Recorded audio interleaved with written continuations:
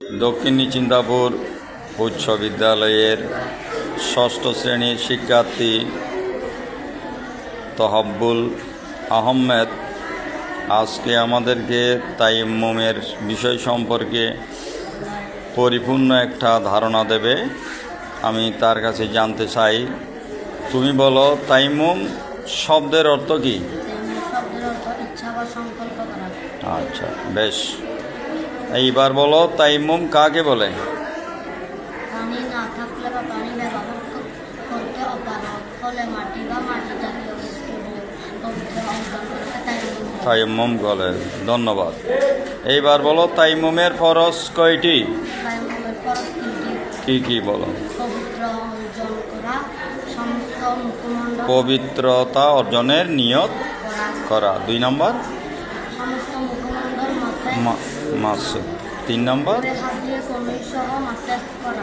আচ্ছা, এবার আমাদেরকে তায়াম্মুম করার পদ্ধতিটা একটু প্র্যাকটিক্যালভাবে দেখাই দেবে, যাতে সবাই দেখতে পারে। সেই একটু ওইদিকে এদের দিকে, দর্শকের দিকে ফিরে দেখাও। এদিকে আসো। এবার দেখাও তো কীভাবে তায়াম্মুম করে। প্রথমে তুমি কি করবে?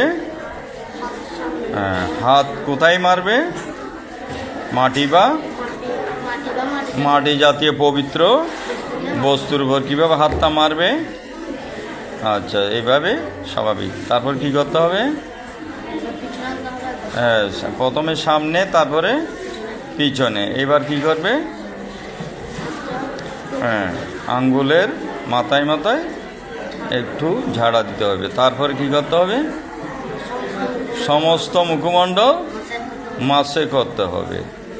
তারপরে এবার আবার মাটিতে স্বাভাবিক অবস্থায় রাখতে হবে। তারপর কি করবে? হ্যাঁ, পিছনে নিবে। তারপরে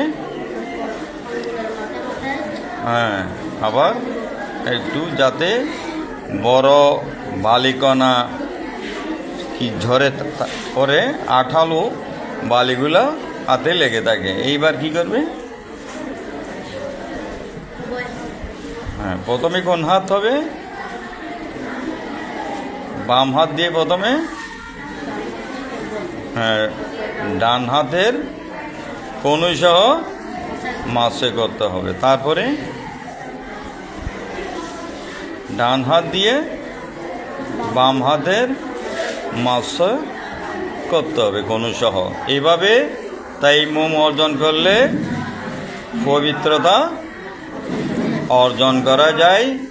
এই পবিত্রতা অর্জনের মধ্য দিয়ে তুমি যে কোনো ইবাদত করতে পারবে। মনে রাখতে হবে, তায়াম্মুম হচ্ছে উজু এবং গোসলের বিকল্প পদ্ধতি।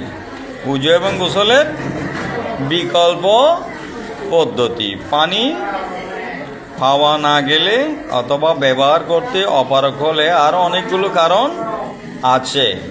এই কারণগুলো পাওয়া গেলে বিকল্প উজু অথবা গোসলের পরিবর্তে ইসলাম যেটাকে সহজভাবে আমাদের দিয়েছেন পদ্ধতি, সেটা হচ্ছে কি? তায়াম্মুম। আচ্ছা, তোমাকে অনেক অনেক ধন্যবাদ।